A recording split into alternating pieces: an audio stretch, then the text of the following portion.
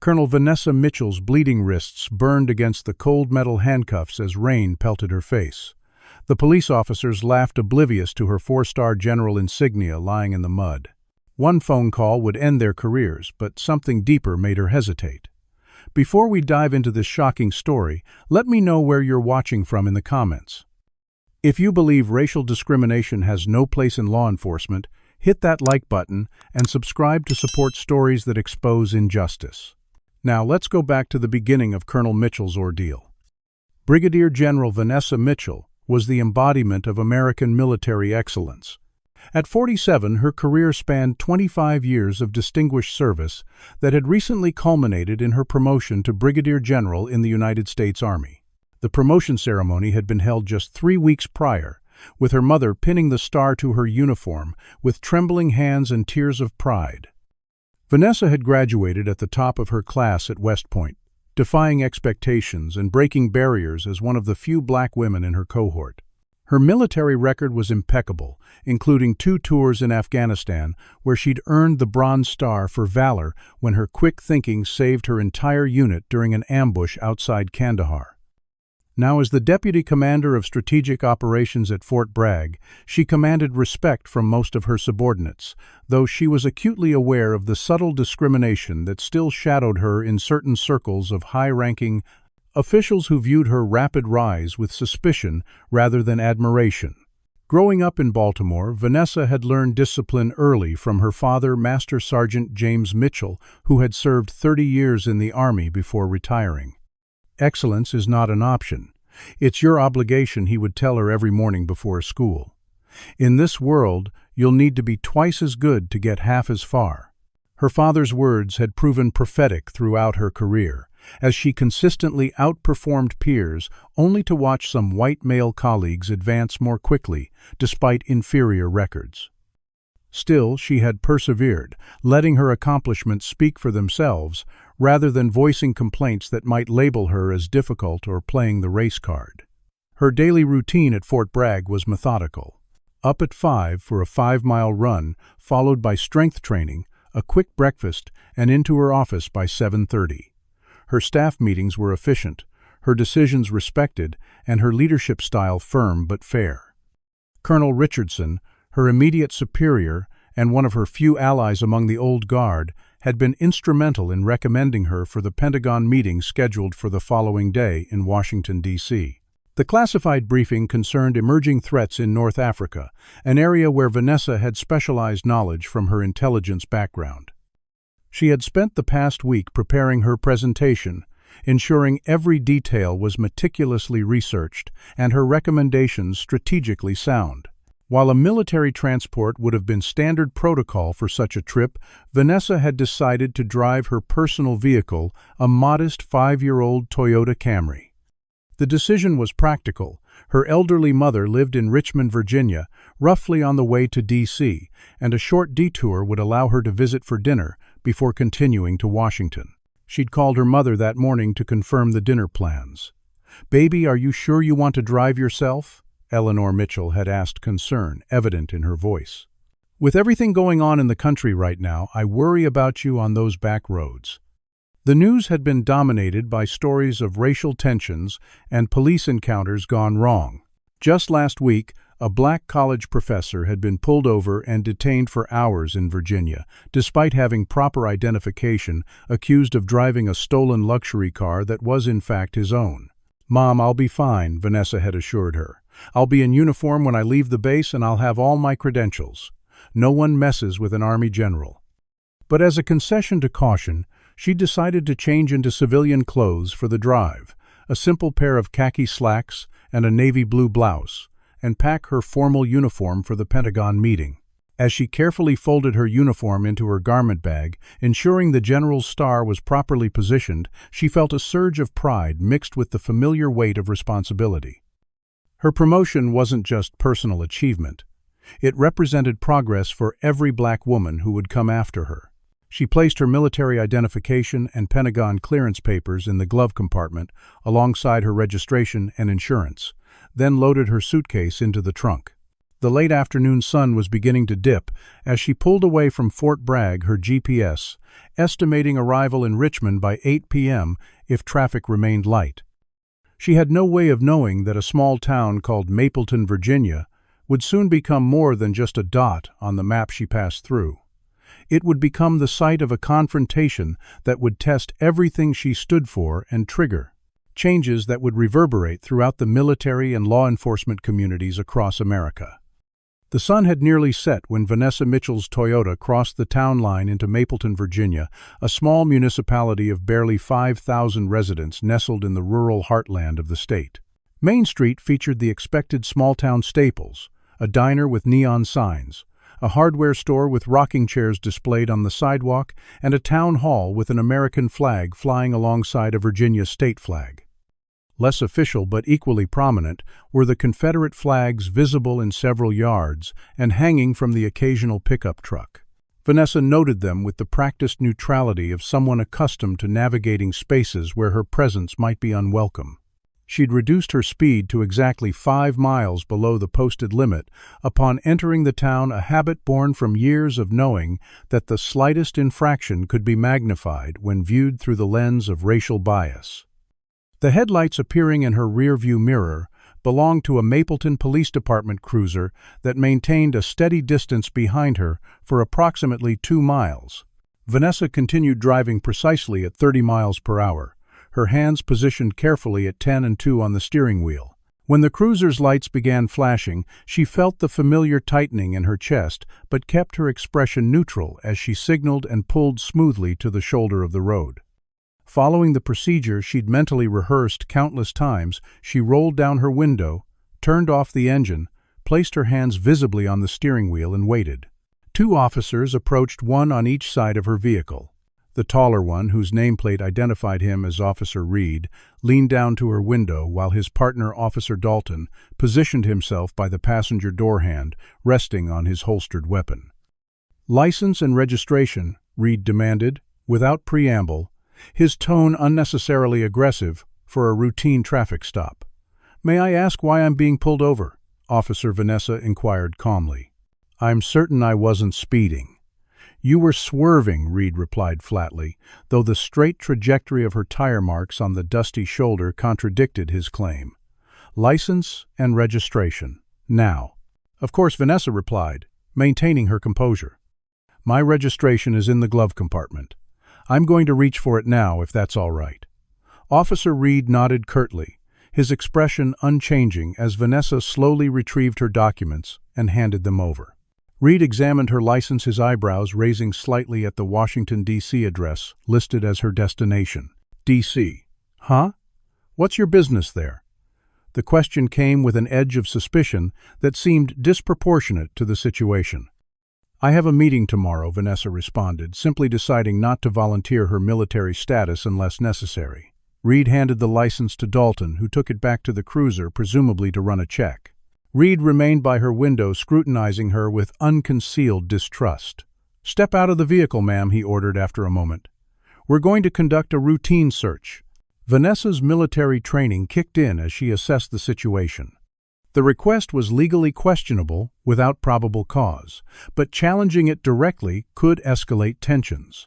"Officer," she began, her voice steady, "I'd like to inform you that I'm Brigadier General Vanessa Mitchell of the United States Army. I'm en route to a classified Pentagon meeting. My military identification is also in the glove compartment if you'd like to verify." The disclosure, rather than inspiring respect or caution, seemed to trigger something in Reed's demeanor. His expression hardened, and a fleeting smirk crossed his lips. "Sure you are," he replied, his tone dripping with sarcasm. "And I'm the Secretary of Defense, out of the vehicle. Now." As Vanessa complied, she discreetly pressed record on her phone and slipped it into her pocket, another precautionary habit she'd developed. Once outside, Reed instructed her to stand by the front of her car while he returned to the glove compartment, retrieving her military ID and Pentagon clearance documents. "Look at this," Dalton Reed called to his partner, who had returned from the cruiser. "Lady here claims she's some kind of Army general." Dalton examined the identification, turning it over in his hands as if searching for signs of forgery. "This has got to be fake," he declared after a moment. "No way they're making black women generals these days." The slur was delivered casually, as if its utterance was commonplace between them. Vanessa maintained her composure, though she felt her pulse quicken. "That identification is authentic, officers. You can verify it with the Department of Defense if you have concerns." Reed snorted, speaking into his radio instead. "Sarge, we've got a situation here.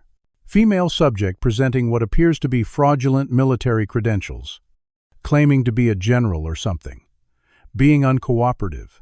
The characterization was blatantly false. Vanessa had been nothing but composed and compliant, but she recognized the tactical misrepresentation as part of an escalation strategy she'd seen documented in cases of police misconduct. Within minutes, a third police vehicle arrived, and Sergeant Hoffman emerged, an older man with a substantial build and a weathered face set in stern lines. Rather than assessing the situation independently, he immediately adopted his officer's perspective. "What's the problem here?" He directed the question to Reed, not to Vanessa. Subject was driving erratically. Reed reported, though Vanessa had done nothing of the sort. When stopped, she presented these fake military documents and became confrontational. Hoffman barely glanced at the identification before turning to Vanessa. "Ma'am, impersonating military personnel is a serious federal offense." "I'm not impersonating anyone," Vanessa stated firmly. "I am Brigadier General Vanessa Mitchell. If you open the trunk, you'll find my formal uniform with appropriate insignia. One call to Fort Bragg or the Pentagon will confirm my identity." The suggestion was met with derisive laughter from Reed.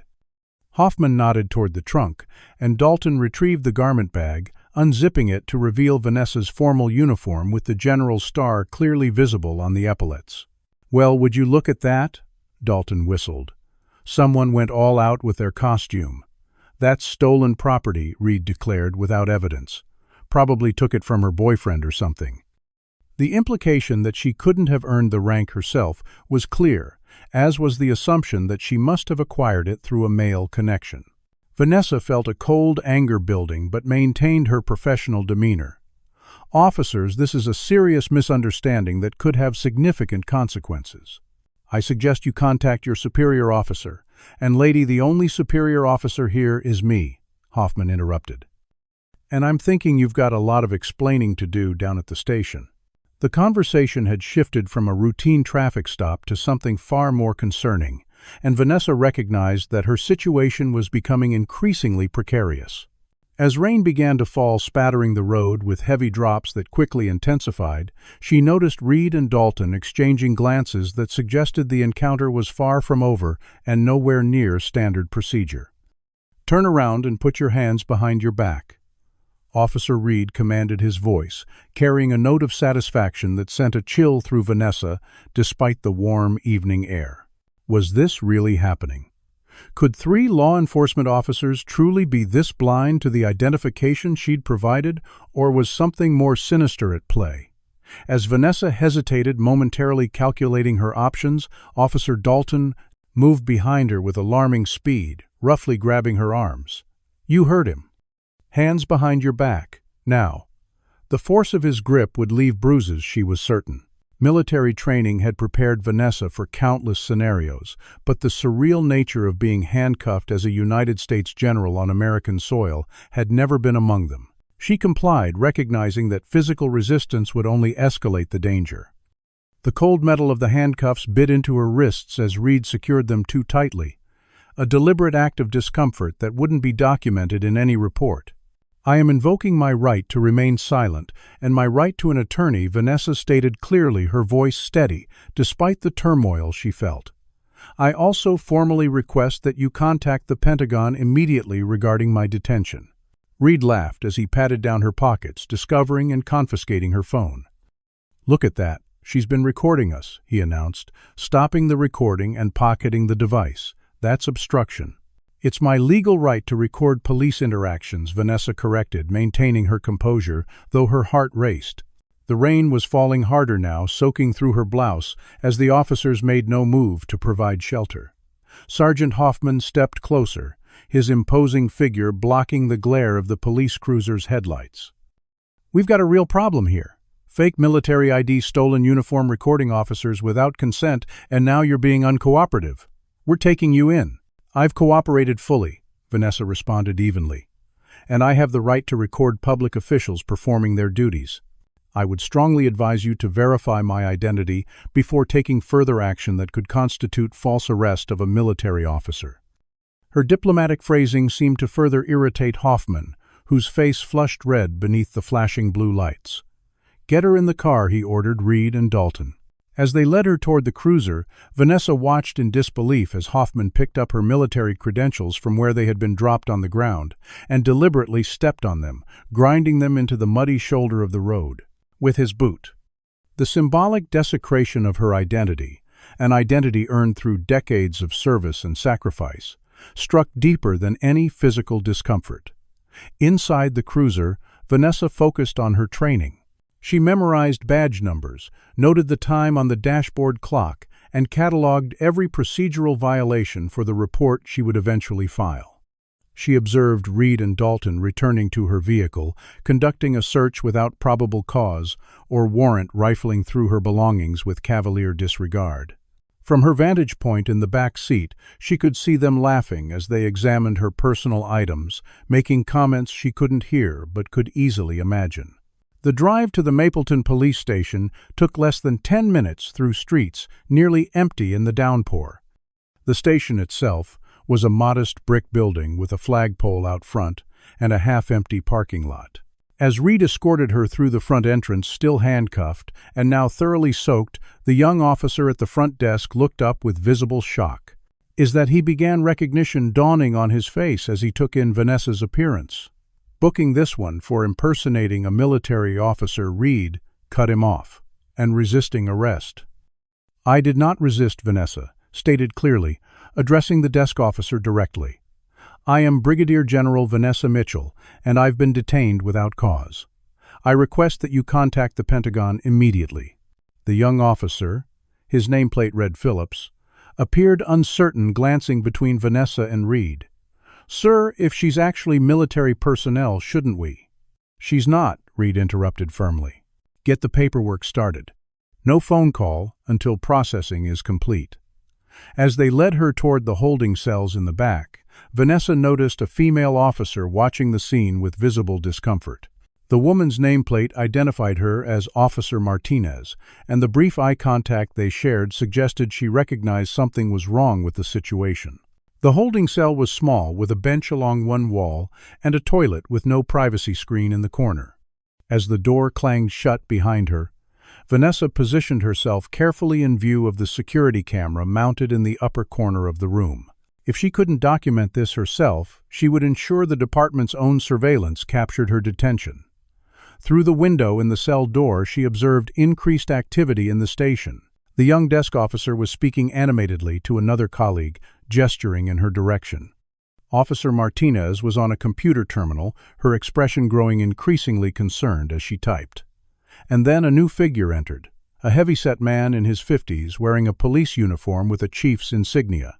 Chief Warren, presumably. The officers gathered around him, engaged in conversation too distant for Vanessa to hear, but the chief's periodic glances toward her cell suggested she was the topic of discussion. After what seemed like an hour, but was likely less, the chief approached her cell, flanked by Reed and Hoffman. So he began without introduction. "You're claiming to be some kind of big shot from the Pentagon." His tone made clear he had already decided not to believe her. "I am Brigadier General Vanessa Mitchell, Deputy Commander of Strategic Operations at Fort Bragg, currently en route to a classified Pentagon meeting," Vanessa stated for what felt like the dozenth time. "My detention is unlawful, and I formally request you contact my commanding officer immediately." Warren chuckled, a sound devoid of humor. "We'll get right on that. But first, maybe a few hours in holding will help clear your head. Sometimes people with delusions need time to come back to reality." As they walked away, Vanessa felt her first genuine moment of fear. The chief's decision to double down rather than investigate suggested a departmental culture so corrupt that even the possible detention of a general wouldn't prompt proper procedure. If they were willing to go this far, what else might they do? She recalled the protocol taught to all high-ranking officers regarding compromise in hostile territory. There were channels, emergency codes, procedures designed precisely for situations where military personnel were detained improperly. But she would need access to a phone. Do you believe situations like this really happen in America today? Comment number 1. If you think law enforcement needs better accountability systems. Or number 2, if you think these are just isolated incidents. Don't forget to like and subscribe to support stories that expose injustice. What do you think will happen next? Will Vanessa find a way to contact the Pentagon, or will these corrupt officers manage to cover their tracks? Let's find out. The fluorescent lights in the holding area flickered, casting intermittent shadows across the small cell where Vanessa had been detained for nearly 2 hours. She had maintained her composure, sitting perfectly straight on the uncomfortable bench, her military bearing evident despite her civilian clothes and the indignity of handcuffs that had only recently been removed.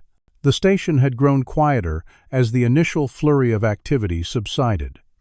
Vanessa had counted 3 shift changes among the officers monitoring the holding area, noting every face and nameplate with practiced precision. It was during the 3rd shift change that Officer Martinez appeared, glancing nervously over her shoulder before approaching the cell. "Ma'am," she began in a hushed tone, "I need to ask you something." Vanessa met her gaze steadily. "Yes, Officer Martinez." The fact that Vanessa knew her name without introduction seemed to startle the young officer. "If you really are who you say you are," Martinez continued, her voice barely above a whisper, "what unit are you with at Fort Bragg?" It was a verification question, Vanessa realized. Martinez was trying to determine if her claims were legitimate. "I'm Deputy Commander of Strategic Operations with the 18th Airborne Corps," Vanessa replied precisely. "Prior to that, I served with the 525th Military Intelligence Brigade and completed 2 tours in Afghanistan with the 4th Infantry Division." The military specificity seemed to confirm something for Martinez, whose expression shifted from skepticism to concern. "What they're doing isn't right," she admitted, after a moment of internal struggle. "I looked up your name in the military database. You're real. You're actually a general." "Yes, I am," Vanessa confirmed calmly. "And this situation will have serious consequences if it isn't rectified immediately." Martinez glanced back toward the main office area, conflict evident on her face. "They deleted the dashcam footage already. Chief Warren ordered it gone within minutes of your arrival. Said it was routine data management, but it's never been routine to delete footage the same night." The information didn't surprise Vanessa, but the confirmation of deliberate evidence tampering heightened the urgency of her situation. "Officer Martinez," she said quietly, "every American citizen has the right to make a phone call when detained. I've been here for hours without being allowed that basic right." Martinez nodded, her decision visibly solidifying. "I know. It's wrong. And if you're really a Pentagon official being detained illegally—" She trailed off, considering the implications. "I can get you your call, but it has to be quick, and if anyone asks, I'll have to say you somehow got access to the phone without my knowledge." "I understand," Vanessa replied, "and I appreciate your integrity, Officer Martinez." Minutes later, Martinez returned with a desk phone, setting it down beside Vanessa and stepping back to keep watch at the corridor entrance. Rather than calling her family or even her commanding officer directly, Vanessa dialed a number few military personnel ever needed to use.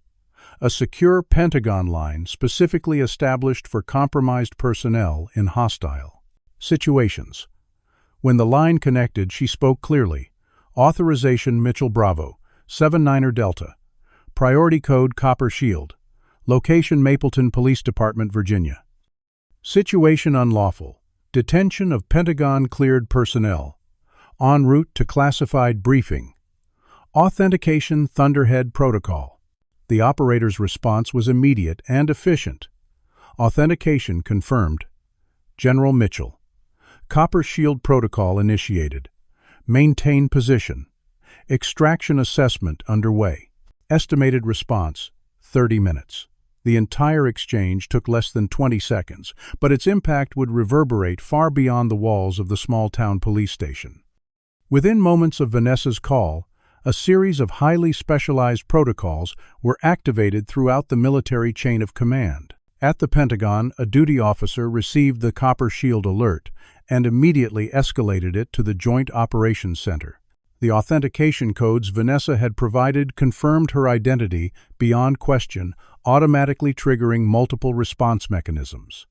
Military intelligence analysts accessed her phone's GPS tracking system, confirming her location at the Mapleton Police Department.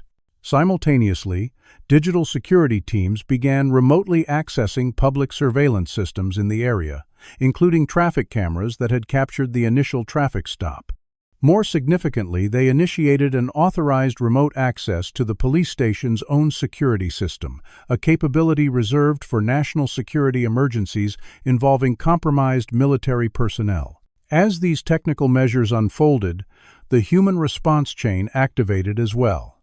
The Secretary of Defense was notified, who in turn contacted the Governor of Virginia. The Judge Advocate General's office began preparing emergency habeas corpus documents. And perhaps most immediately consequential, a specialized military response team based at Quantico, less than 60 miles from Mapleton, was mobilized for potential extraction. Back at the police station, Vanessa returned the phone to Officer Martinez with a simple, "Thank you." Martinez nodded a new respect evident in her expression as she hurried away. Alone again in her cell, Vanessa turned directly to the security camera and made a series of hand gestures, military signals that would be meaningless to most observers, but would clearly communicate her status and condition to anyone with process. The right training viewing the feed. The station's phones began ringing almost immediately. First, the front desk, where Officer Phillips answered, his expression shifting from confusion to alarm as he listened to the caller. He transferred the call to Chief Warren's office, where the conversation was brief, but appeared increasingly heated judging by the chief's reddening face visible through his office window. Then multiple lines began ringing simultaneously. The non-emergency line, the chief's direct line, and even the fax machine began printing what appeared to be official documents.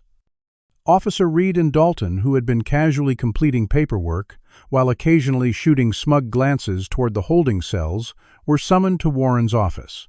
Through the glass partition, Vanessa could see their expressions transform from confidence to concern as the chief spoke, gesturing emphatically at whatever document had come through on the fax. Warren's face had gone from red to ashen, and Dalton appeared to be protesting something, pointing back toward the cells with increasing agitation. Reed, meanwhile, had begun hurriedly reviewing the arrest paperwork, making modifications that Vanessa suspected were attempts to sanitize the record of their misconduct. The activity inside the station was mirrored by developments outside. Through the small window in her cell, Vanessa could see the first unmarked black SUVs arriving in the parking lot, their government plates unmistakable to her trained eye. The building's atmosphere had transformed from the casual contempt of small-town officers who believed they would face no consequences to the growing panic of men suddenly realizing they had severely miscalculated. Officer Martinez reappeared at Vanessa's cell, her expression a mixture of awe and apprehension.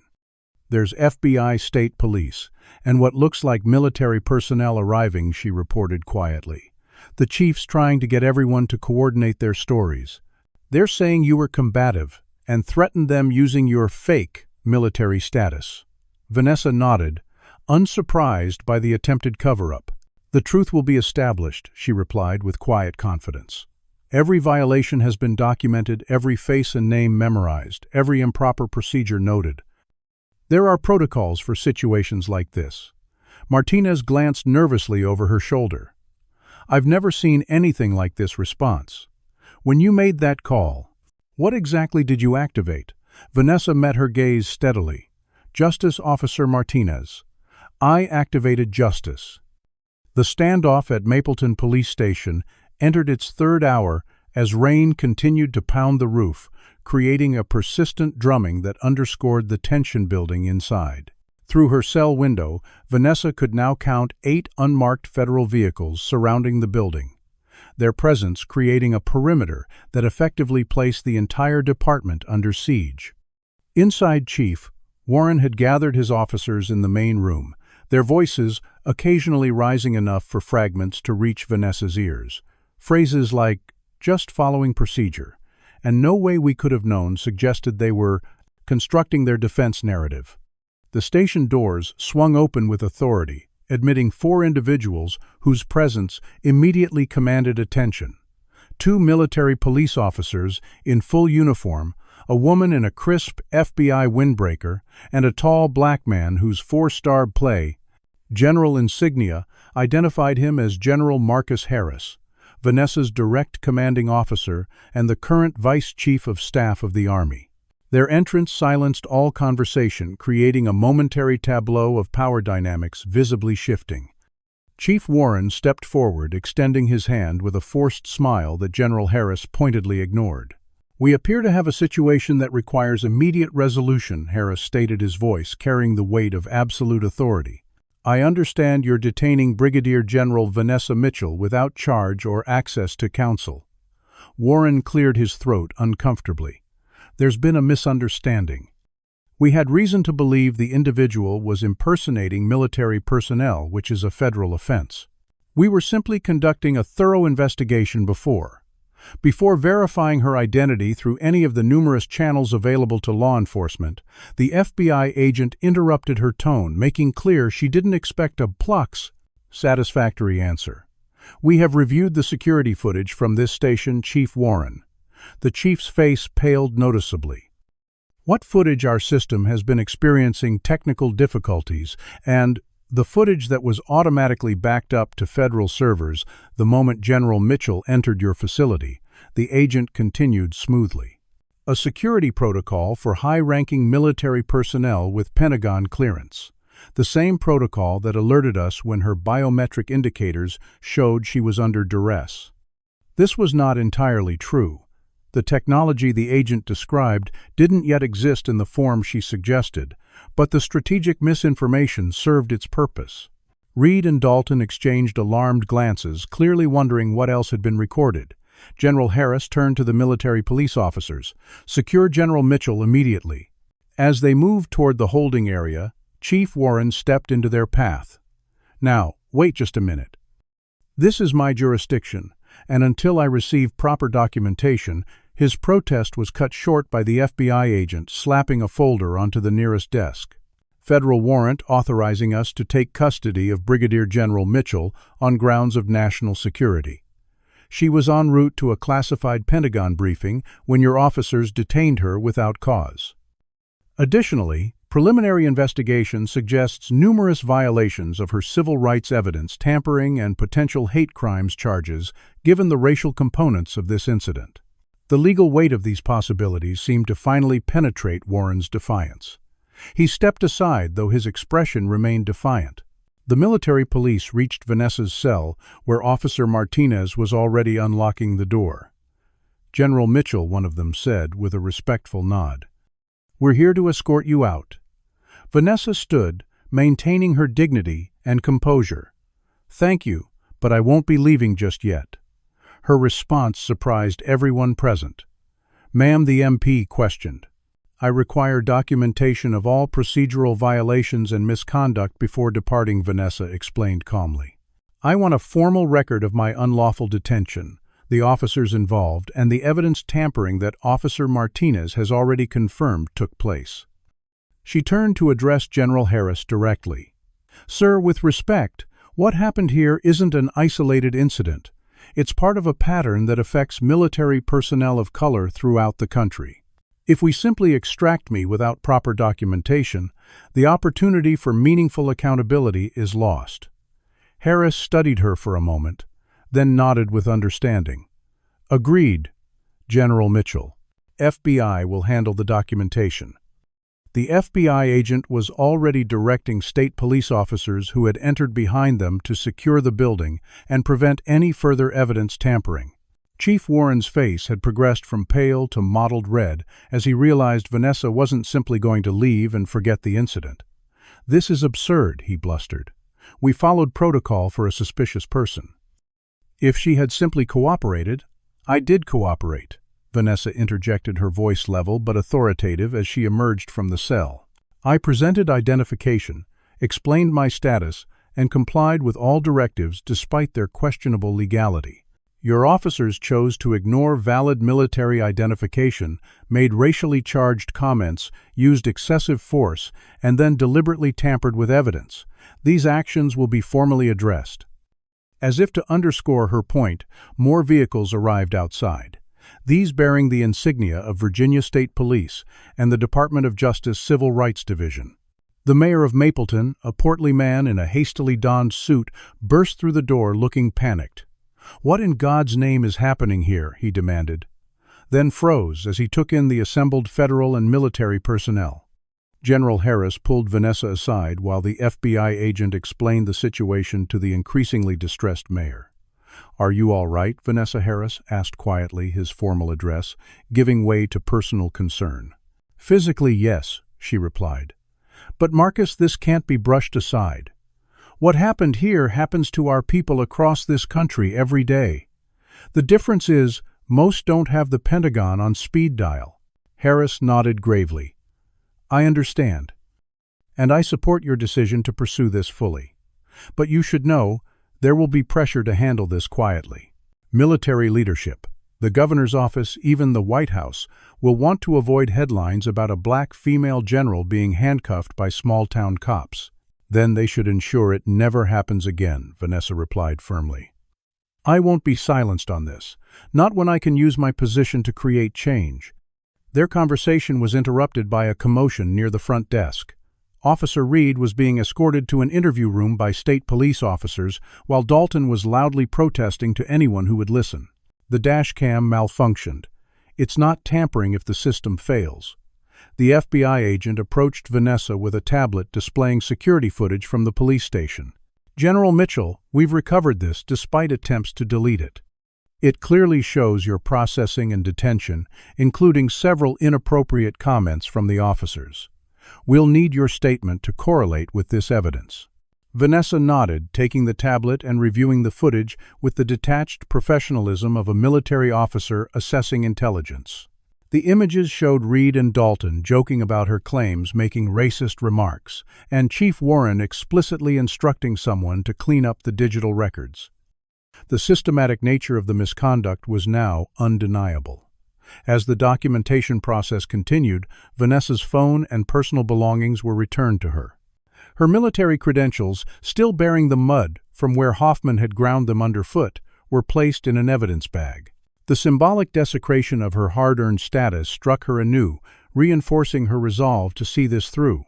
Despite the late hour and the ordeal she'd endured, Vanessa insisted on proceeding to Washington for her scheduled Pentagon meeting. "The briefing can be postponed," General Harris suggested. "No," Vanessa replied firmly. "My first responsibility is still to my duty. I won't let this incident interfere with national security matters." As preparations were made for her departure, Officer Martinez approached hesitantly. "General Mitchell," she began, "I want to apologize for what happened here. Not all of us." She trailed off, seemingly unsure how to continue. Vanessa regarded her thoughtfully. "Officer Martinez, you showed integrity when it mattered. Remember that feeling. Departments change when good officers refuse to be silent." As they finally left the station, local news vans were already arriving, tipped off by someone about the unusual federal presence in their small town. General Harris escorted Vanessa to his vehicle, shielding her from the cameras as best he could. "This will be a media firestorm by morning," he observed. "Are you prepared for that?" Vanessa watched as Reed and Dalton were placed in separate state police vehicles, their expressions a mixture of defiance and dawning fear. "Yes," she answered simply. "Because this isn't about me anymore. It's about ensuring that uniform and rank aren't rendered meaningless by the color of one's skin." As their convoy pulled away from Mapleton Police Department, Vanessa knew that her journey to the Pentagon would now involve much more than her originally planned briefing. The small town in Virginia would become a flashpoint in a much larger conversation about race, authority, and justice in America, a conversation she was now uniquely positioned to lead. The imposing structure of the Pentagon loomed against the early morning sky as General Harris's convoy arrived at precisely 6:15 a.m. Despite having been awake for nearly 24 hours, with the last 12 spent in a traumatic ordeal that would have left most people emotionally shattered, Brigadier General Vanessa Mitchell exited the vehicle with impeccable military bearing. Still wearing the same civilian clothes from the previous day, now wrinkled from her detention, she walked alongside General Harris toward the entrance with her head held high. Several senior officials were waiting to meet them, having been briefed on the situation overnight. Their expressions ranged from concern to barely concealed outrage as they noted the bruises visible on Vanessa's wrists where the handcuffs had been unnecessarily tight. General Mitchell greeted Admiral Lawrence, the Joint Chiefs Chairman, who had added himself to the welcoming committee, an unprecedented gesture that underscored the gravity with which military leadership was treating the incident. "We've arranged for a private room where you can refresh yourself before the briefing." "Thank you, sir," Vanessa replied, "but if it's all the same to you, I'd prefer to proceed directly to the meeting. I've prepared extensively for this briefing, and I don't want recent events to impact my delivery." The Admiral nodded, respect evident in his expression. "Very well. The Secretary will be joining us specifically to hear your assessment." The conference room was already filled with military brass and intelligence officials when Vanessa entered.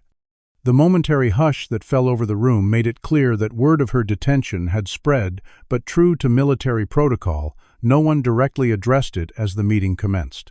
With composure that belied her exhaustion, Vanessa delivered her comprehensive analysis of emerging threats in North Africa. Her presentation was meticulously researched, strategically insightful, and delivered with the commanding presence that had earned her rapid advancement through the ranks. Throughout her presentation, Vanessa maintained absolute focus on the security matters at hand, compartmentalizing the events in Mapleton with the discipline of a combat veteran. Only occasionally, when a sudden movement caused her to wince from the soreness in her wrists, did any hint of her ordeal surface. As she concluded her recommendations, the Secretary of Defense himself rose to thank her. "General Mitchell, your analysis is exactly what we needed. I'd like to speak with you privately after you've had a chance to rest." The meeting adjourned, and as the room cleared, several high-ranking officers approached to quietly express their support. General Rivera, a longtime mentor, gripped her shoulder firmly. "This won't be swept under the rug, Vanessa. Not this time." In a private office provided for her use, Vanessa finally allowed herself a moment of vulnerability, closing her eyes as memories from her detention surfaced. The racial slurs muttered under breath, the deliberate disrespect of her rank and credentials, the physical discomfort intentionally inflicted. These weren't new experiences, only their severity and the context were different. Throughout her military career, she had encountered similar prejudices, though usually expressed more subtly. As a cadet at West Point, she'd been told by a tactical officer that she was surprisingly articulate. As a lieutenant, she'd been mistaken for administrative staff rather than a combat officer more times than she could count. As a major, she'd watched white male colleagues with inferior records receive promotions ahead of her. Each time she had channeled her frustration into excellence, letting her performance speak for itself, rather than risking the angry black woman label that could derail her career. But this incident was different. It couldn't be ignored or overcome through personal excellence. It required direct confrontation with the systemic issues that made it possible. A knock at the door interrupted her thoughts. A military lawyer from the Judge Advocate General's office entered accompanied by the Secretary of Defense's Chief of Staff. "General Mitchell," the lawyer began, "we need to discuss how to proceed with the Mapleton incident." What followed was a 3-hour strategy session that made clear the complex forces now in motion. Military lawyers were preparing charges against the officers involved. The Department of Justice Civil Rights Division had opened an investigation into the Mapleton Police Department. The governor of Virginia had publicly expressed deep concern about the incident. And most significantly, the White House was closely monitoring the situation, concerned about its potential to inflame already high racial tensions nationwide. "There will be pressure to handle this quietly," the Chief of Staff admitted. "A financial settlement, some administrative punishments, perhaps a few resignations, all wrapped up quickly and out of the headlines." Vanessa's response was immediate and firm. "That's not acceptable. This isn't about me personally. It's about every service member who faces discrimination because of their race, gender, or background. It's about accountability and structural change. Her phone had been buzzing constantly with notifications since being returned to her. News of the incident had already leaked, with social media erupting in both support for Vanessa and predictable racist backlash, questioning her account and even her qualifications to hold her rank. The most difficult call came mid-afternoon when she finally reached her mother. Eleanor Mitchell's voice trembled with a mixture of rage and heartbreak as Vanessa recounted what had happened. "Baby, this is exactly what I was afraid of," she said. "When will this country see our children as human beings, Mom? I'm okay." Vanessa assured her, though the bruises on her wrists and the exhaustion in her bones suggested otherwise.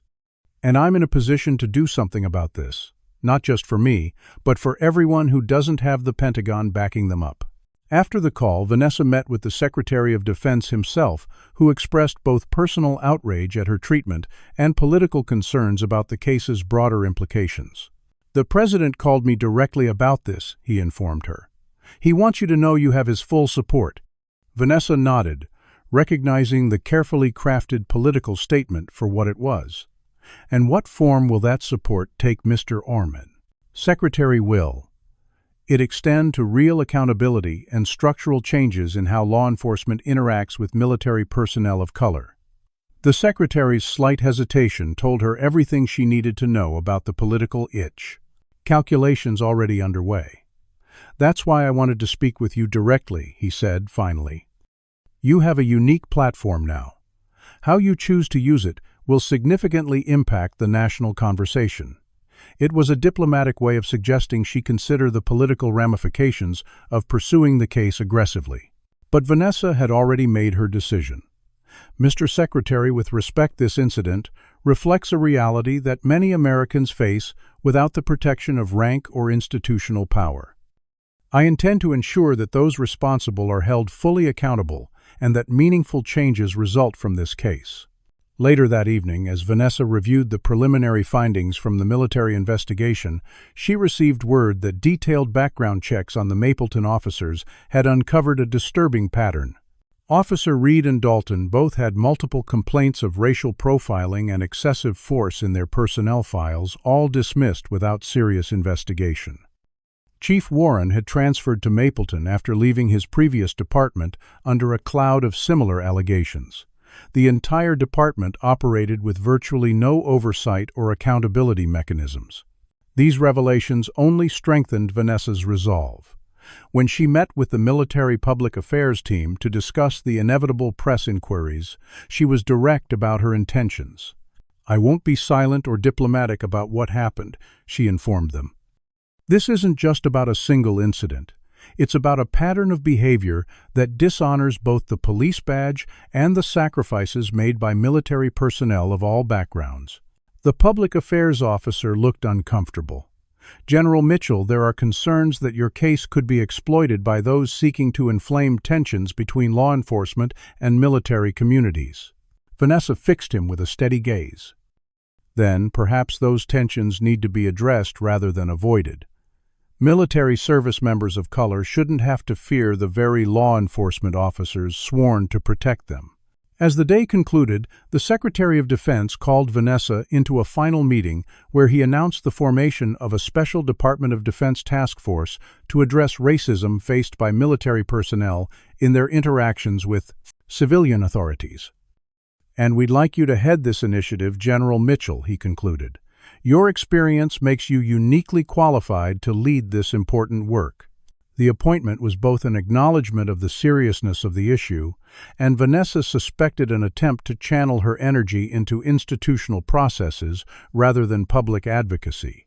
But she recognized the opportunity it presented to create meaningful change from within the system. "I accept," she said simply. "But this task force must have real authority and a mandate for substantive recommendations, not just another report to file away." As she finally left the Pentagon in the early hours of the morning, exhaustion threatened to overwhelm her. But Vanessa's mind remained clear on one point: what had begun as a traumatic personal ordeal would become a catalyst for confronting systemic issues too long ignored. The bruises on her wrists would fade, but her determination to create lasting change had only grown stronger. Have you or someone you know ever experienced discrimination from people in positions of authority? Comment number 1. If you believe military personnel of color still face significant bias in America today. Or number 2, if you think these are rare, isolated incidents. Don't forget to like and subscribe if you want to see how General Mitchell turns this traumatic experience into meaningful change. How do you think the public will react when this story breaks nationwide? Will there be accountability, or will we see another example of the system protecting its own to theirs? Let's continue. 2 weeks after the Mapleton incident, the small Virginia town found itself under unprecedented scrutiny. FBI agents had established a temporary field office in the municipal building across from the police station, their presence a constant reminder of federal authority as they methodically interviewed every officer and administrative staff member. The Justice Department's Civil Rights Division had dispatched a team of investigators who were reviewing years of arrest records, traffic stops, and civilian complaints, methodically building a case that suggested the Mapleton incident was far from isolated. In her temporary office at the Pentagon, Vanessa reviewed the latest findings with a mixture of vindication and deep concern. The patterns emerging from the data were even worse than she had anticipated. Black motorists passing through Mapleton were 6 times more likely to be stopped than white drivers, 8 times more likely to have their vehicles searched, and 12 times more likely to be arrested during what began as routine traffic stops. The town's small black population, barely 15% of residents, accounted for over 60% of all use of force incidents. This goes well beyond a few bad officers, noted Special Agent Claudia Ramirez, the FBI lead who had been providing Vanessa with regular updates. We're looking at systematic violations spanning at least the past 5 years, possibly longer. The most significant development had come 3 days earlier when Officer Martinez had formally come forward as a whistleblower. Her decision had not been made lightly. She had a family to support and had faced immediate ostracism from her colleagues. But the extensive documentation she provided proved invaluable. Years of notes detailing racist comments, procedural violations, and instances where evidence had been tampered with to justify questionable arrests. Martinez is receiving death threats, Agent Ramirez informed Vanessa. We've arranged protection for her family, but the town is deeply divided. Some residents are calling her a traitor, while others are hailing her as a hero. The division within Mapleton mirrored the national response to the incident. Major news networks had covered the story extensively, with predictably partisan framing. Conservative outlets questioned why Vanessa hadn't been more cooperative, or why she had been driving in civilian clothes rather than uniform, implying she had somehow invited suspicion. Liberal media focused on the racial aspects, using the case to highlight broader issues of systemic racism in law enforcement. Social media had been even more polarized. Vanessa had received thousands of messages of support from military personnel of color, sharing similar experiences alongside civilian allies, expressing outrage at her treatment. But there had also been a disturbing number of death threats, racist attacks, and accusations that she was exploiting the situation for personal gain or to advance a political agenda. The Pentagon had assigned her a security detail as a precaution, a development that brought home the seriousness of her new public profile. General Mitchell, her assistant, interrupted your testimony before the congressional committee has been scheduled for next Tuesday at 0900 hours. Vanessa nodded her acknowledgement. The closed-door hearing before the House Armed Services Committee would be her first formal testimony about the incident, an opportunity to shape the narrative at the highest levels of government. As she prepared her statement that evening, Vanessa's phone rang with a call from her mother's neighbor. "Your mama collapsed this morning," Mrs. Jenkins explained, her voice tight with worry. "The doctors say it's her heart. The stress of everything, seeing you on the news, those terrible people saying those things about you, it was just too much for her." Within hours, Vanessa had arranged emergency leave and was on a flight to Baltimore. The military hospital where her mother had been admitted was excellent, but seeing Eleanor Mitchell, always so strong and vital, connected to monitors, and looking suddenly frail, shook Vanessa more deeply than anything the Mapleton officers had done to her. "Mom, I'm here," she whispered, taking her mother's hand gently. Eleanor's eyes fluttered open. "My baby girl," she murmured. "They're saying such awful things about you on that Fox News." "Don't worry about that," Vanessa soothed. "The doctors say you need to rest and avoid stress." Eleanor's grip tightened surprisingly strong on her daughter's hand. "I've been watching black women swallow injustice and avoid stress my entire life," she said with sudden clarity. "You stand your ground. You make them answer for what they did." Over the next week, as her mother's condition stabilized, Vanessa worked remotely coordinating with the investigation teams while preparing for her congressional testimony. The news that Officer Reed and Dalton had been placed on administrative leave, pending criminal charges, provided some satisfaction, though Vanessa knew from experience that such measures often preceded quietly dropped charges once public. Attention waned. Chief Warren had mounted an aggressive defense, appearing on right-wing media outlets to portray himself as the victim of woke military leadership and anti-police sentiment. His narrative found receptive audiences in certain corners, but his credibility suffered a devastating blow when the security camera footage from the station was leaked to the Washington Post. The video clearly showed Vanessa's dignified behavior throughout her detention, contrasted with the officer's unprofessional conduct and explicitly racist comments. Public opinion shifted dramatically after the footage aired, with calls for accountability growing louder across the political spectrum. The mayor of Mapleton, who had initially defended his police department, now faced a recall campaign as citizens expressed outrage at the national embarrassment brought to their town. While her mother recovered, Vanessa received a steady stream of military visitors, fellow officers, many of color who came to express solidarity and share their own experiences. Colonel Jackson, a black officer who had graduated from West Point 5 years before Vanessa, recounted being stopped 3 times in 1 month while driving to his base in Texas despite having military plates and ID. Major Rivera, a Latina helicopter pilot, described being repeatedly asked if she was lost when entering officers' areas on her own base. Each story reinforced what Vanessa already knew. Her experience in Mapleton, while extreme, was part of a continuum of discrimination faced by military personnel of color across the country. The Pentagon's internal review prompted by her case had opened a floodgate of similar reports. Over 3,000 incidents had been documented in just the first week of confidential reporting, revealing a pattern that could no longer be dismissed as isolated cases. When Vanessa finally delivered her testimony to the Congressional Committee, she spoke not just of her personal ordeal, but of this larger pattern, presenting the preliminary data from the Pentagon Review alongside the findings from the Pentagon Review. Mapleton. This is not about a single incident or a few problem officers, she concluded. This is about a systemic failure to ensure that the uniform and rank earned through service to this country are respected regardless of the color of the person wearing them.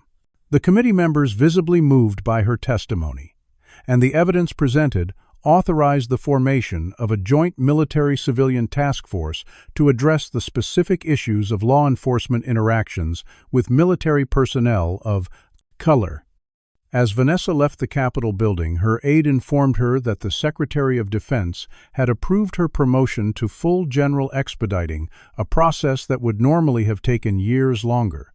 The promotion was clearly intended as a public statement of support, a way for military leadership to close ranks around one of their own who had been mistreated. But Vanessa felt conflicted about advancing due to the incident rather than through the regular evaluation of her service record. "Is this promotion based on merit or media attention?" she asked General Harris bluntly when he called to congratulate her. "Both," he replied with equal frankness. "You were already on the short list for your next star based on your record. The timeline has been accelerated, yes, but no one's questioning whether you've earned it." As the investigation continued to unfold, Vanessa found herself increasingly torn between her military duties and her new role as a reluctant symbol in the national conversation about race and authority. The very qualities that had helped her succeed in the military, her discipline, restraint, and strategic thinking, now served her in navigating these turbulent waters. But the personal cost was substantial, measured in sleepless nights, constant public scrutiny, and the stress visible in her mother's weakened condition. 6 months into what the media had dubbed the Mapleton Affair, the case had grown far beyond a single traffic stop on a rainy night in Virginia. It had become a flashpoint in America's ongoing struggle to reconcile its ideals with its realities, a test case for accountability in an era of increased scrutiny of law enforcement, and for Vanessa Mitchell, a profound reminder that even four-star generals weren't immune to the realities of being black in America. The federal courthouse in Richmond, Virginia, hummed with tension on the morning the United States versus Reed, Dalton, Hoffman, and Warren trial began. Security was unprecedented, with federal marshals establishing a perimeter around the building as pro-police, and anti-racism protesters gathered on opposite sides of the street, their competing chants creating a discordant backdrop to the proceedings inside. Brigadier General Vanessa Mitchell, recently promoted to full general, arrived in full-dress uniform, her 4 stars catching the morning sunlight as she walked steadily past the media gauntlet. 6 months of investigation had culminated in this moment. Federal civil rights charges against all 4 Mapleton officers involved in her detention. The evidence assembled by the Justice Department was substantial. The leaked security footage, Officer Martinez's extensive documentation, the department's history of discriminatory practices, and the testimonies of dozens of other motorists who had experienced similar treatment when passing through Mapleton. The prosecution's opening statement laid out the case in stark terms. This trial is about abuse of power in its most fundamental form, the lead prosecutor began. It is about 4 law enforcement officers who chose to ignore valid identification, make judgments based on race rather than facts, violate established procedures, and then attempt to cover up their misconduct. When these officers encountered General Mitchell, they saw only the color of her skin, not the stars on her uniform, or her 25 years of distinguished service to this country. The defense strategy quickly became clear as they presented their counter-narrative. They portrayed the officers as dedicated public servants, making split-second decisions in potentially dangerous situations. They emphasized Vanessa's civilian clothes and questioned why a general would be driving herself rather than using military transport. They suggested her demeanor had been uncooperative and confrontational, despite all video evidence to the contrary. Most troublingly, they implied that Vanessa was exploiting the situation to advance her career and a political agenda. When Vanessa took the stand on the 3rd day of the trial, the courtroom fell completely silent. With military precision and composure, she recounted every detail of the incident, from the initial traffic stop through her detention and the subsequent investigation. Her testimony was neither emotional nor accusatory. She simply presented the facts as she had experienced them, allowing the evidence to speak for itself. The defense attorney's cross-examination was aggressive, clearly hoping to provoke an emotional response that might undermine her credibility. "General Mitchell," he began, with barely concealed condescension, "isn't it true that you could have avoided this entire situation by simply identifying yourself as a military officer immediately upon being stopped?" Vanessa's response was measured but firm. "I did identify myself as a military officer. I informed Officers Reed and Dalton of my rank and position as soon as they approached my vehicle. They chose not to believe me, referred to my identification as fake, and proceeded to handcuff me despite having no legitimate cause to do so. And isn't it convenient that this incident has resulted in your accelerated promotion and national prominence?" the attorney pressed. The question crossed an ethical line, drawing an immediate objection from the prosecution that the judge sustained. But Vanessa had already begun her response, her voice level but resonant with authority. "There is nothing convenient about being handcuffed and detained because of the color of my skin. There is nothing convenient about my mother suffering a heart attack from the stress of seeing her daughter publicly denigrated. There is nothing convenient about having to divert my attention from national security matters to address this case. I would have much preferred to drive to the Pentagon for my briefing without incident, as any white officer of my rank would reasonably expect to do." The attorney had no effective follow-up, and Vanessa was dismissed from the stand, having delivered testimony that even hostile media outlets described as unimpeachable. The trial continued for 2 more weeks, with a parade of witnesses from both sides. Character witnesses from throughout Vanessa's military career testified to her integrity and professionalism. Former Mapleton detainees described similar experiences of racial profiling and mistreatment. Law enforcement experts analyzed the numerous procedural violations evident in her detention. But the most devastating testimony came from Officer Martinez, whose decision to become a whistleblower had cost her not only her job, but her place in the community where she had lived for 15 years. She presented years of documented incidents, showing a clear pattern of racist behavior within the department, including direct quotations from Chief Warren, instructing officers to keep a special eye on certain types passing through our town. Her testimony about the night of Vanessa's detention was particularly damning. Chief Warren specifically said, "I don't care if she's a general or the Queen of England, we're teaching her a lesson about driving through our town," Martinez testified. And when concerns were raised about potential consequences, he said, "Nobody's going to take the word of a black woman over an entire police department." The defense attempted to portray Martinez as a disgruntled employee with a personal vendetta, but her meticulous documentation and consistent testimony withstood their attacks. The jury deliberated for just 7 hours before returning with a unanimous guilty verdict for all 4 defendants on federal civil rights charges. Reed and Dalton were convicted of willful deprivation of rights under color of law. Sergeant Hoffman was found guilty of the same charge, plus failure to intervene. Chief Warren received the most serious conviction for conspiracy against rights and obstruction of justice related to the cover-up attempt. The courtroom was silent as the verdicts were read, followed by a muted reaction as supporters of both sides processed the outcome. Vanessa, seated in the gallery with her mother and General Harris, remained expressionless, though Eleanor Mitchell gripped her daughter's hand tightly as each guilty was pronounced.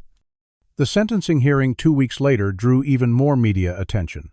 The judge, a Reagan appointee with 30 years on the federal bench, delivered an unusually stern sentencing speech that was later widely quoted by Zell. "The uniform of law enforcement carries with it extraordinary power and corresponding responsibility," he stated. "When that power is abused based on racial prejudice, it constitutes not merely a crime against the individual victim, but a betrayal of public trust that undermines the very foundations of justice in our society." Officer Reed and Dalton each received 5-year sentences in federal prison. Sergeant Hoffman was sentenced to 7 years. Chief Warren, as the highest-ranking officer who had orchestrated the department's attempted cover-up, received 10 years, one of the harshest sentences ever imposed in a police civil rights case, not involving a death. As the former officers were led away in handcuffs, Vanessa experienced a complex mix of emotions. There was a certain symmetry in seeing the men who had unjustly restrained her now themselves restrained by the justice system. But she took no joy in their downfall, understanding that they were both perpetrators and products of a system that required more fundamental change than the punishment of individual officers could achieve. Outside the courthouse, reporters clamored for a statement, but Vanessa declined to speak, instead walking silently to her waiting vehicle. It was only later that evening, in the privacy of her mother's home, that she allowed herself to process the outcome. "Do you feel justice was served?" Eleanor asked as they sat together on the porch swing that had been a fixture of family discussions throughout Vanessa's childhood. Vanessa considered the question carefully. "Accountability was achieved," she replied. "But justice is bigger than punishment. True justice would mean this never happens in the first place, to anyone regardless of rank or resources." In the days following, the sentencing developments continued to unfold. The Justice Department announced a complete overhaul of the Mapleton Police Department, placing it under federal monitoring for a minimum of 5 years. The Virginia legislature introduced a bill informally called Mitchell's Law, requiring enhanced training for all law enforcement on proper interaction with military personnel and stricter penalties for civil rights violations. And at the White House, in a ceremony attended by military leaders and civil rights advocates, the President awarded Vanessa the Presidential Medal of Freedom, citing her courage in confronting injustice and commitment to creating institutional change rather than seeking personal vengeance. As she accepted the medal, Vanessa used her brief remarks to shift focus from her personal vindication to the broader issues at stake. This medal belongs not just to me, but to every service member who has faced discrimination while wearing our nation's uniform, and to every American who has encountered injustice without the protection of rank or resources to fight back. Our work is not complete until justice is not exceptional, but expected, not celebrated, but assumed.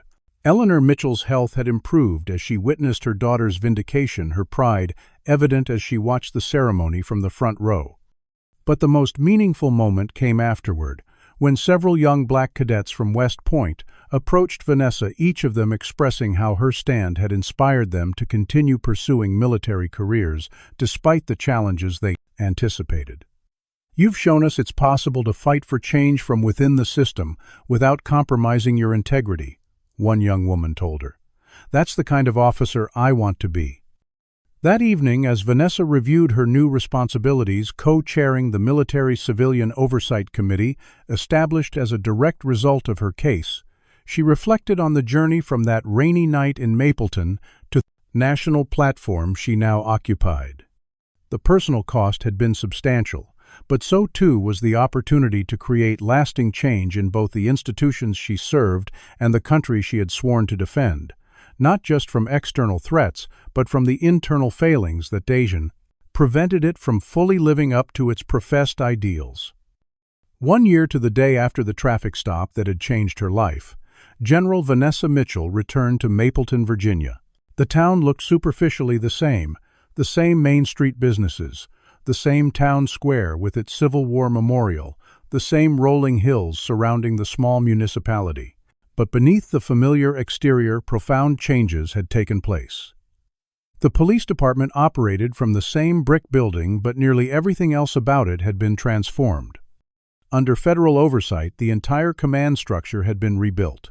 Chief Warren's office was now occupied by Chief Robert Jackson, a reform-minded black law enforcement veteran recruited specifically to implement the comprehensive changes mandated by the Justice Department. New hiring practices, training protocols, and accountability mechanisms had been established. Every officer wore body cameras that could not be deactivated during civilian interactions.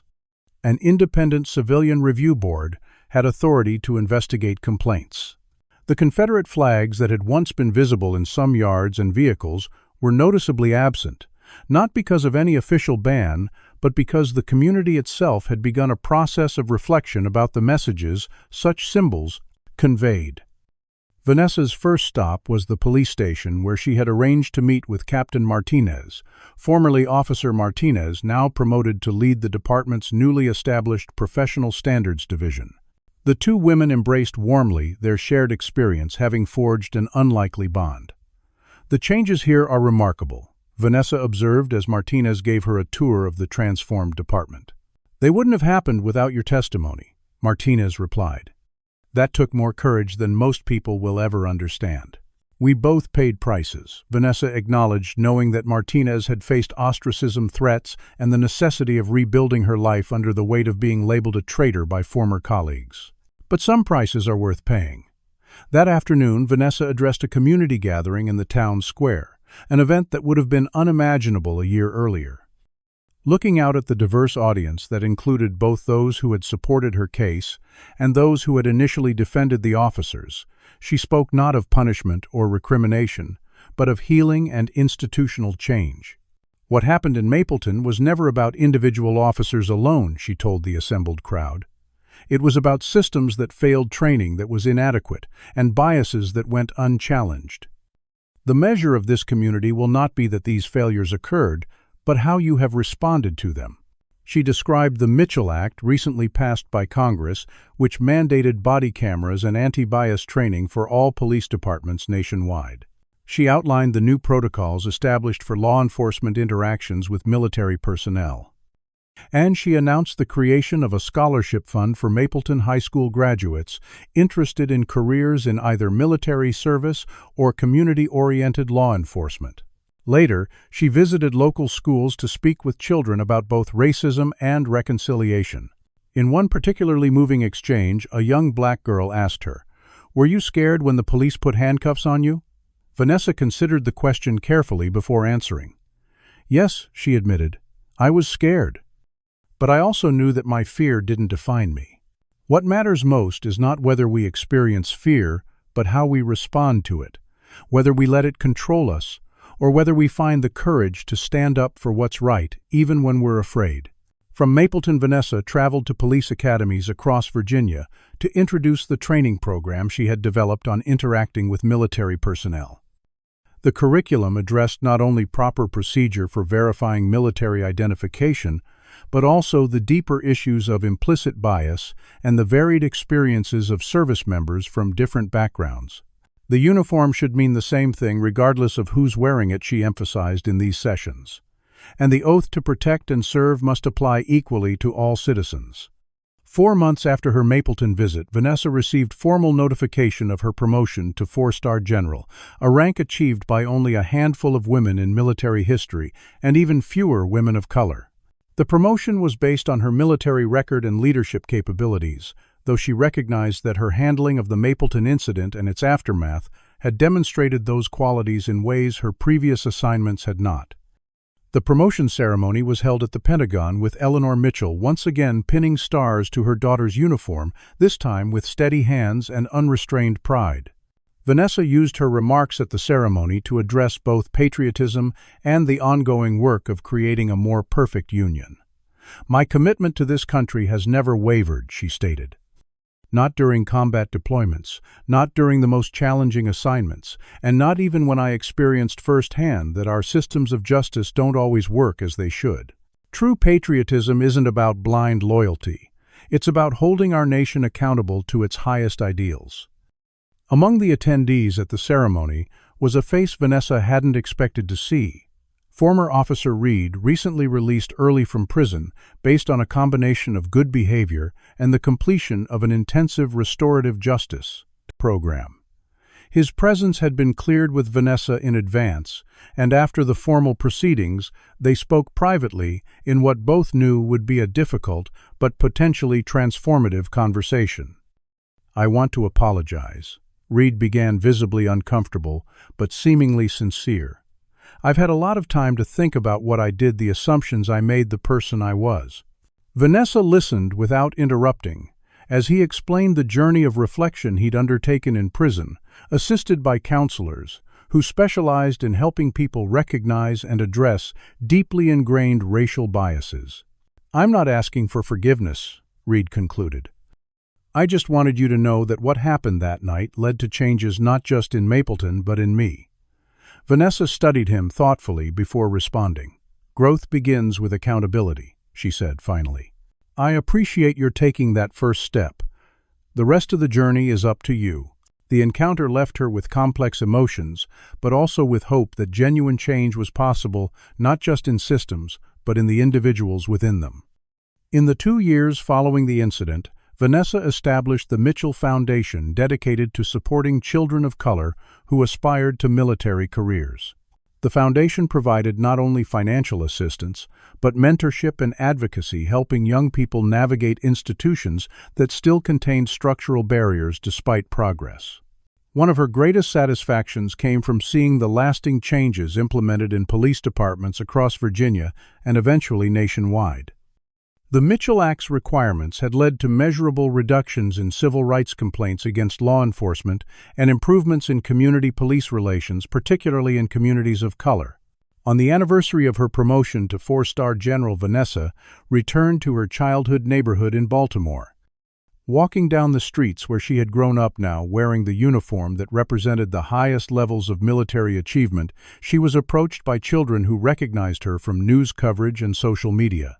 Some saluted her with the earnest solemnity of children playing at being soldiers. Others simply stared in awe at the stars on her uniform and the woman who had earned them. One young girl, no more than 7 years old, asked for a picture with her. As they posed together, the girl whispered, "When I grow up, I want to be brave like you." Vanessa knelt to meet the child's eyes. "The bravest thing isn't standing up when you're strong," she told her. "It's standing up when you feel weak, but do it anyway, because it's right."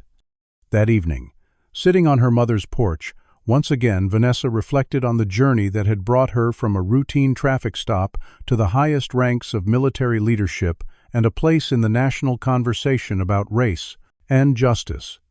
"Do you ever wish it hadn't happened?" Eleanor asked, echoing a question she had posed several times over the past 2 years. Vanessa's answer had evolved with time and perspective. "I wish the problem didn't exist to begin with," she replied. "But given that it does, I'm grateful to have had the platform to address it. Some burdens become purposes if you carry them the right way."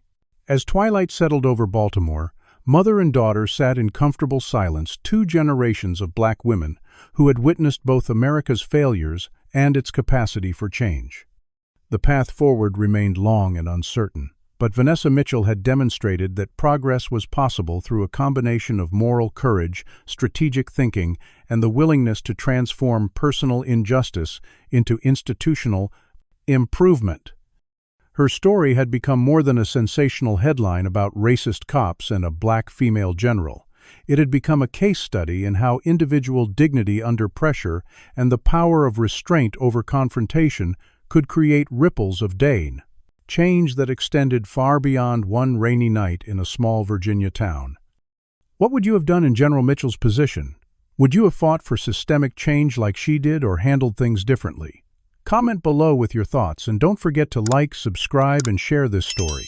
If you believe in standing up against injustice, thank you for listening to this powerful journey of resilience and transformation. Remember, true change begins when brave individuals refuse to accept the status quo, even when it would be easier to remain silent. General Mitchell's story teaches us that true power lies not in retaliation, but in strategic response to injustice. When faced with blatant racism, she chose dignity over rage, procedure over chaos, and systemic change over personal vengeance. Her military discipline became her greatest asset, allowing her to document violations meticulously and activate proper channels rather than escalating the confrontation. The incident reveals how racism persists, regardless of rank or achievement. Even 4 stars on a uniform cannot shield someone from prejudice. Yet it also demonstrates how those with institutional power can leverage their positions to create lasting reform. Mitchell transformed her humiliation into a platform for change, ensuring her painful experience would protect others without her advantages. Perhaps most importantly, her story illustrates that justice isn't just about punishing wrongdoers. It's about rebuilding broken systems to prevent future injustice. By choosing resilience over resentment and accountability over animosity, she created a legacy far more powerful than the momentary satisfaction of revenge could ever provide. Has racial discrimination touched your life, or someone you know?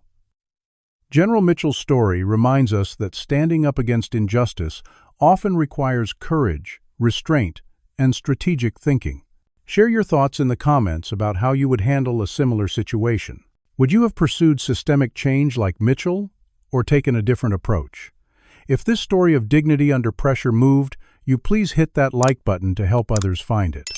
Subscribe to our channel for more powerful narratives that explore complex social issues with depth and nuance. And if you know someone who needs to hear this message about transforming personal injustice into positive change, share this video with them. Thank you for joining us on this journey through General Mitchell's remarkable story of resilience and reform. Remember, true change begins with those brave enough to stand their ground with dignity, even when facing profound injustice.